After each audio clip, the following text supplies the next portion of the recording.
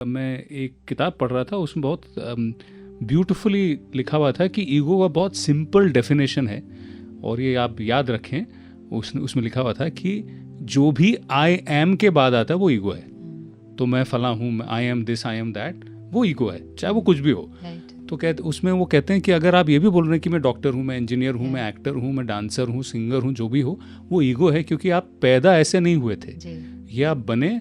और थोड़ी देर पहले आप कह रहे थे कि हमने उसी को अपनी आइडेंटिटी बना ली, हमने अक्वायर किया ना वो प्रोफेशन। चाहे डॉक्टर है, देखो एक है मेरा प्रोफेशन डॉक्टर का है, बिल्कुल, एक है मैं डॉक्टर हूँ, दोनों में क्या फ़र्क है?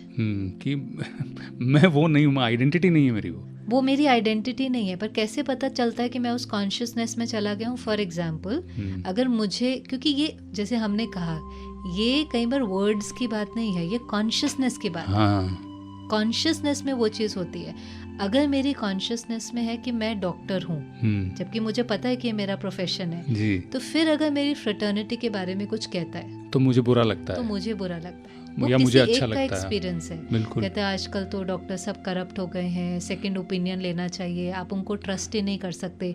ये किसी एक का ओपिनियन है मेरी फ्रेटर्निटी के बारे में, वो उसका ओपिनियन है। बट मुझे उस समय याद नहीं है कि मेरा प्रोफेशन डॉक्टर का है, मैं डॉक्टर नहीं हूँ। सो द मोमेंट आप किसी भी रोल के साथ, किसी भी लेबल के साथ आइडेंटिफाई करने लगते हैं, तो उस चीज के बारे में जब भी कोई कुछ कहेगा तो मुझे बुरा लगेगा या अच्छा लगेगा? अच्छा लगेगा। बिल्कुल सही कह रही हैं।